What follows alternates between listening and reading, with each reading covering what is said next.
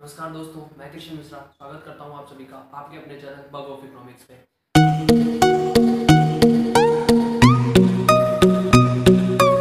तो आज से हम स्टार्ट करने वाले हैं क्लास 12 मैक्रो इकोनॉमिक्स का मैक्रो इकोनॉमिक्स जिस चैप्टर नंबर 1 जिसका नाम है circular flow of income. Circular flow of income. तो आज का हमारा टॉपिक है वो है circular flow of income. Sir तो सबसे पहले हम जानेंगे सर्कुलर फ्लो ऑफ इनकम होता क्या है, what is the meaning of circular flow of income. तो मैंने यहाँ पर एक डेफिनेशन लिखी हुई है सर्कुलर फ्लो ऑफ इनकम की। तो आप चाहो तो अपनी नोटबुक में नोट भी कर सकते हो वीडियो को पॉज करके। Circular flow of income refers to the unending flow of the activities of production, income generation and expenditure involving different sectors of the economy. तो इसका मतलब क्या होगा, सर्कुलर फ्लो ऑफ इनकम जो है वो ये होता है कि ये अनएंडिंग फ्लो है एक्टिविटीज का। कौन कौन सी एक्टिविटीज का? पहला तो प्रोडक्शन, दूसरा है इनकम जनरेशन मतलब इनकम जनरेट करना, तीसरा है एक्सपेंडिचर जो मतलब हम खर्चा करते हैं। Involving different sectors of the economy, अलग अलग सेक्टर्स में इकोनॉमी के अलग अलग सेक्टर्स में जो भी हम ये तीन तीन एक्टिविटीज को परफॉर्म करते हैं।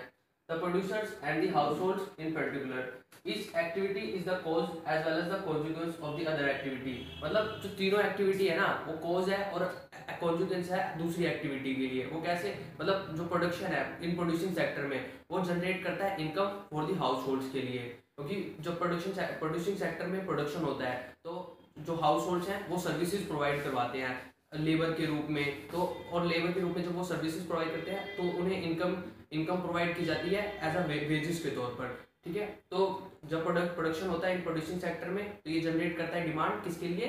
और हाउस होल्ड्स के लिए। तो ये इस लाइन का मतलब यही हुआ, each activity is the cause as well as consequence of the other activity. अब समझ में आया इस लाइन का मतलब क्या है? ठीक है, उसके बाद जब एक्सपेंडिचर किया जाता है बाय द हाउस होल्ड्स के द्वारा, हाउस होल्ड्स यानी हम हाउस होल्ड्स हैं, हम जब फर्म या कंपनी से कोई भी चीज खरीदते हैं मतलब खर्चा करते हैं in terms of consumption expenditure और in terms of investment expenditure, then क्या होता है ये मोटिवेट करता है प्रोड्यूसिंग सेक्टर को कि वो और ज़्यादा प्रोडक्शन करें और ज़्यादा प्रोडक्शन करें। जब हाउस होल्ड्स डिमांड ज़्यादा करेंगे तो वो प्रोडक्शन ज़्यादा करेंगे। तो जो एक एक्टिविटी है प्रोडक्शन सेक्टर की वो किस पे निर्भर है? हाउस होल्ड सेक्टर पे। और हाउस होल्ड्स जो है वो फैक्टर्स ऑफ प्रोडक्शन भी प्रोवाइड करवाते हैं करते हैं प्रोडक्शन सेक्टर को। कैसे? इन terms of land, in terms of entrepreneurship, in terms of capital, land capital entrepreneurship, इसके टर्म्स में वो क्या कहते हैं फैक्टर्स ऑफ प्रोडक्शन प्रोवाइड करवाते हैं प्रोड्यूसिंग सेक्टर को। ठीक है, मेरी बात समझ में आ रही है? नेक्स्ट हम पढ़ने वाले हैं इसके, ये तो आपको समझ आ गया होगा, क्लियर हो गया होगा कि सर्कुलर फ्लो ऑफ इनकम का मतलब क्या होता है और इन तीनों एक्टिविटीज का क्या रोल है। अब हम जानेंगे इसमें तीन फेजेस कौन कौन से हैं जो घूमते रहते हैं, तीन फेजेस। पहले हमने जाना सर्कुलर फ्लो ऑफ इनकम का मतलब क्या होता है, मतलब सर्कुलर फ्लो ऑफ इनकम की डेफिनेशन क्या होती है और उसके बारे में समझा, मतलब समझा। अब हम जानते हैं फैक्टर्स ऑफ प्रोडक्शन को थोड़ा एलोबरेट में समझने की कोशिश करते हैं कि है क्या। तो फैक्टर्स ऑफ प्रोडक्शन कौन प्रोवाइड करवाता है? हाउस होल्ड प्रोवाइड करते हैं प्रोड्यूसिंग सेक्टर को। ठीक है, वो क्या कैसे प्रोवाइड करते हैं? हाउस होल्ड्स लैंड देते हैं, बदले में रेंट लेते हैं प्रोड्यूसिंग सेक्टर से।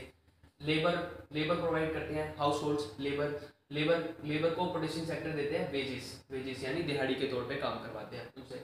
फिर तीसरे नंबर पे जो क्या कहते हैं हाउस होल्ड्स कैपिटल प्रोवाइड करवाते हैं, उसके बदले में वो इंटरेस्ट लेते हैं। चौथे नंबर पे है एंटरप्रेन्योरशिप प्रोवाइड कराते हैं और बदले में उनसे प्रॉफिट लेते हैं। ठीक है, ये तो फैक्टर्स ऑफ प्रोडक्शन है, बहुत इंपॉर्टेंट है और पेपर में ज़्यादा चांसेस है कि ये आ सकता है, पूछा जा सकता है। ठीक है, तीसरे नंबर पे हम ये समझेंगे कि फेजेस कौन कौन से हैं। तो 3 फेजेस के बारे में हमने डेफिनेशन में पढ़ा था, जैसे कि प्रोडक्शन, इनकम जनरेशन और expenditure. Production goods and services का प्रोडक्शन, और जो इनकम जनरेशन है इन terms of rent wages profit और इंटरेस्ट, इन 4 तौर पे इनकम जनरेशन होता है। फेज और एक्सपेंडिचर वाला जो फेज है वो दो टर्म्स में, कंजप्शन एक्सपेंडिचर और इन्वेस्टमेंट एक्सपेंडिचर। अब इसको हम एलोबरेट करके समझते हैं कि मतलब इसका रोल क्या है सर्कुलर फ्लो ऑफ इनकम के, मतलब करते हैं क्या है ये सर्कुलर फ्लो ऑफ इनकम में। हमने मीनिंग में तो पढ़ लिया कि सर्कुलर फ्लो ऑफ इनकम में इन तीनों का यूज है, लेकिन हम इसे एलोबरेट करके ये जानते हैं कि आखिर ये क्या रोल निभाते हैं। तो फेज ऑफ प्रोडक्शन, जो पहला फेज है प्रोड्यूसिंग सेक्टर के अंदर, वो क्या करता है? वैल्यू एडिशन का काम करता है। वैल्यू एडिशन का काम कैसे करता है? जैसे कि हमने कोई वुड लकड़ी खरीद ली 5,000 रुपए की। ठीक है, 5,000 की लकड़ी खरीद ली, उससे हमने बना दी चेयर। उस चेयर को हमने मार्केट में जाके बेचा 10,000 रुपये में, ठीक है। तो वैल्यू ऐड हुआ, कितने का वैल्यू ऐड हुआ? 5,000 का। 5,000 की हमने लकड़ियाँ खरीदी, उससे चेयर बनाई, तो उसकी कीमत 10,000 हो गई मार्केट वैल्यू, ठीक है। तो मतलब 5,000 की वैल्यू एडिशन हुई। तो प्रोड्यूसिंग सेक्टर ने वैल्यू एडिशन का काम किया। This is what is the means of production, मतलब वैल्यू एडिशन करना। और बदले में ये क्या क्या लेता है, प्रोडक्शन करने के लिए किस किस चीज़ों की हेल्प लेता है? वो लेता है ये हेल्प लैंड की, लेबर की, कैपिटल की और एंटरप्रेन्योरशिप की, प्रोड्यूसिंग सेक्टर। और ठीक है, ये पहला फेज आपको समझ में आ गया। प्रोड्यूसिंग सेक्टर क्या होता है? नहीं समझ में आया तो वीडियो को पॉज कीजिए और दोबारा इसे रिपीट करके बार बार देखिए जब तक आपको समझ नहीं आता। दूसरा फेज है फेज ऑफ इनकम जनरेशन। ये तो प्रोड्यूसिंग सेक्टर की बात थी, प्रोडक्शन कैसे होगा, ठीक है। उसके बाद इनकम जनरेट कैसे हुई। अब हाउस होल्ड ने अपनी सर्विसेज तो प्रोवाइड की इस टर्म्स में, फैक्टर्स ऑफ प्रोडक्शन के टर्म्स में, बदले में उन्हें क्या मिलेगा? बिना फायदे के तो कोई काम करेगा नहीं। अगर वो अपनी लैंड प्रोवाइड कर रहे हैं, अपनी ज़मीन दे रहे हैं प्रोड्यूसिंग सेक्टर को प्रोडक्शन करने के लिए, तो बदले में उसके बदले में वो उनसे रेंट भी लेंगे। तो ये इनकम जनरेशन, मतलब इनकम जनरेट करता है हाउस होल्ड सेक्टर के लिए, ठीक है। जैसे अगर हाउस होल्ड लैंड प्रोवाइड करवाते हैं प्रोड्यूसिंग सेक्टर को, तो बदले में लेंगे उनसे रेंट। लेबर प्रोवाइड करवाएंगे तो बदले में लेंगे उनसे वेजेस। कैपिटल प्रोवाइड करेंगे तो बदले में लेंगे उनसे इंटरेस्ट। एंटरप्रेन्योरशिप प्रोवाइड करेंगे तो बदले में लेंगे उनसे प्रॉफिट, ठीक है। तो इससे उनको इनकम जनरेट होती है हाउस होल्ड सेक्टर को, ठीक है। फिर तीसरा है फेजेस ऑफ एक्सपेंडिचर। अब ये जो इनकम जनरेट हुई, यहाँ पर इनकम तो जनरेट हो गई, देखो ये चारों चीज, रेंट पैसा मिला, रेंट किराया मिल गया, वेजेस दिहाड़ी मिल गई, इंटरेस्ट यानी ब्याज मिल गया, प्रॉफिट यानी फायदा हो गया। अब ये चारों चीज, उन्होंने पैसा तो कमा लिया हाउस होल्ड ने, अब वो तो धनवान हो गए, लेकिन अगर वो सारा पैसा अपने पास रख लेंगे तो सर्कुलर फ्लो ऑफ इनकम कहाँ होगा?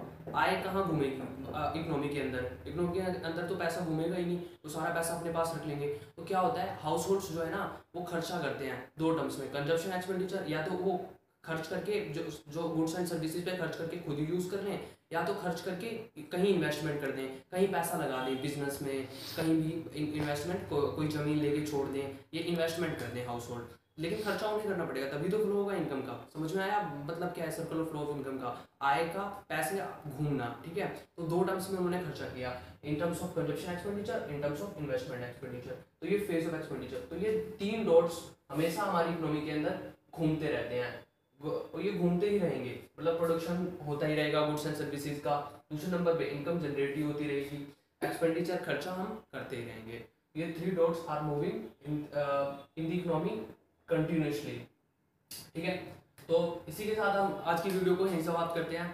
वीडियो को पसंद आए तो लाइक, कमेंट, शेयर जरूर कीजिएगा, और इससे हमें मोटिवेशन मिलती है नेक्स्ट वीडियोस को बनाने के लिए।